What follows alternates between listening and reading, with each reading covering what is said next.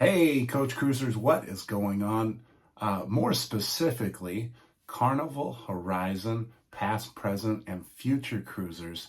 This episode is for you because today I'm going to give you the top 5 things that I feel you're going to absolutely love when on the horizon. And if you are a past Horizon cruiser, you can compare notes and see if you agree with me. So let's find out what those 5 things are right after this.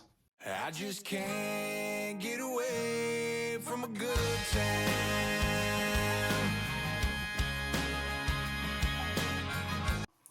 All right, so let's jump right into this. The first thing that I think you're going to love about the Carnival Horizon is the decor. Okay, you may not think like, oh, geez, the decor, what's the big deal? It's not that big a deal, but it's a beautiful ship. And when you first go on, you're going to see the beautiful LCD screens that change, and the colors aren't overwhelming in the ship. They're comfortable, they're warm, they have the right amount of pop and appeal as you go throughout the ship. It's just well done. I feel that's something that you're going to really like. Secondly, live music is all over the ship. In the atrium bar, for example, the center of the ship, you have oftentimes the violin trio performing. They have their own little stage off to the side of the bar, and they are absolutely wonderful. Most of you that have been on a cruise, you've heard them before. They have different trios on different ships, but they usually all sound absolutely wonderful. It's not the type of thing that you listen to every day, probably, but on a ship with a drink in your hand and just relaxing, it is a wonderful experience.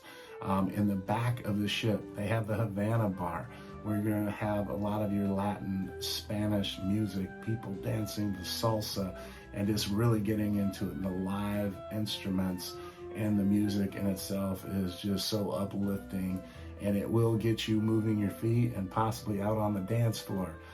Even somebody like myself, once in a while, I will try to go out and do a little bit of salsa or something, even though I don't know what the heck I'm doing. But it's engaging, it makes you want to get out there. So the live music, you have live music in the Ocean Plaza, you have live music at Guy's Pig and Anchor, you have live music up on the Lido deck. Okay, so there is live music all over the ship, and a lot of it is wonderful. You're really going to love that about the Carnival Horizon. So make a point to sit down, enjoy a beverage, and listen to some live music. And that's something you're going to love about the Carnival Horizon. All right, number 3, the bars. All right, I just spoke of the Havana bar, Cuban iced tea, great drink. Ocean Plaza, there's a bar. If you continue down deck 5, you're going to get to Guy's Pig and Anchor. They have the best Bloody Mary at sea, in addition to a lot of fabulous bourbons.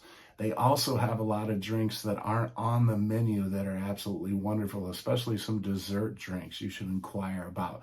If you go just a little bit further, you have the Alchemy Bar. The Alchemy Bar, for those of you that aren't Carnival cruisers, is Carnival's most famous bar. They have some just absolutely wonderful cocktails. And if there's not something on the menu that you think you would like, ask them and they will make you your own very special drink with ingredients that you like, that I'm sure you'll love.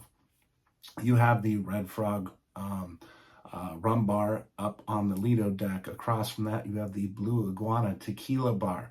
Okay, there are bars that you are going to find a particular drink that you absolutely will love. Certainly there are other bars around the ship, but those are just a few of the top ones.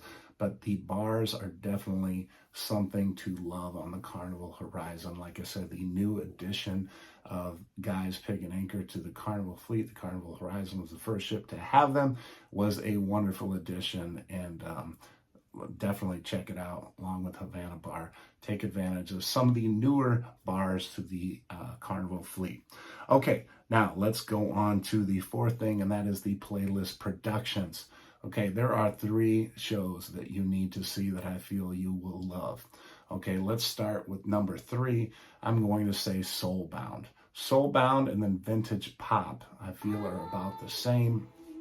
Soulbound is kind of the Halloweeny type of soul themed production, I guess you could say. There's a little bit of spooky costumes and things like that, but they have a lot of cover songs that are really good that go along with that theme.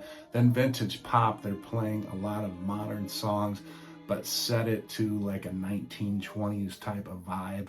That's where you get the vintage pop, which is really cool.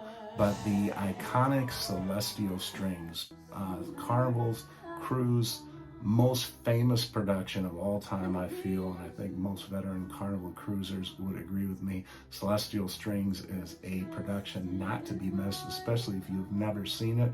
And even if you've seen it before, go back and see it again like I have, probably close to a dozen times. It's that good. You don't want to miss it. And then make a point to get there before the doors open so you can get one of the very best seats toward the front, and you won't regret getting there early. Just get an extra drink or something while you wait for the show to get started. Okay, and then finally we have the food, right? Okay, so you know about the Lido deck. You know that you got your free Guy's Burgers, which everybody still loves. You have the seafood shack back there. Now that is at a cost, but one thing I make a point to get is the peel and eat shrimp all the time. Also back there, you have your Pizza Pirate. You have the deli. You have the buffet.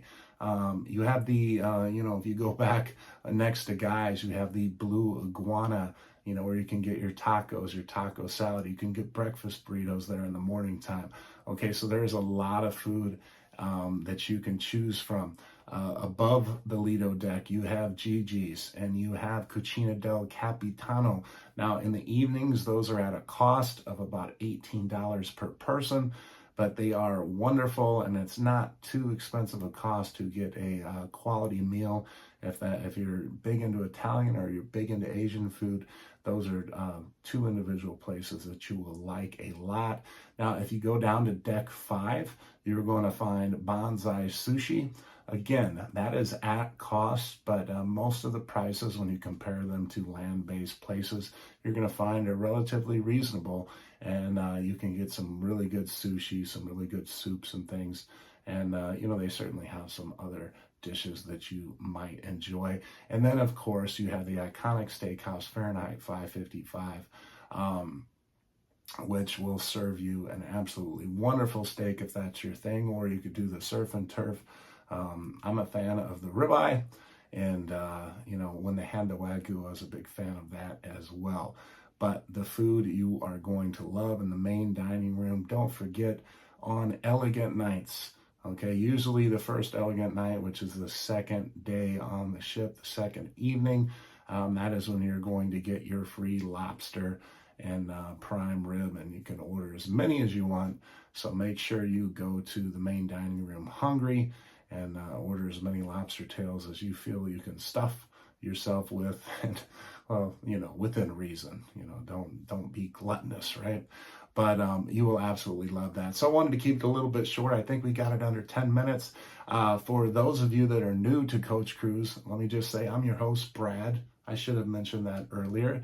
And we are still a relatively small channel.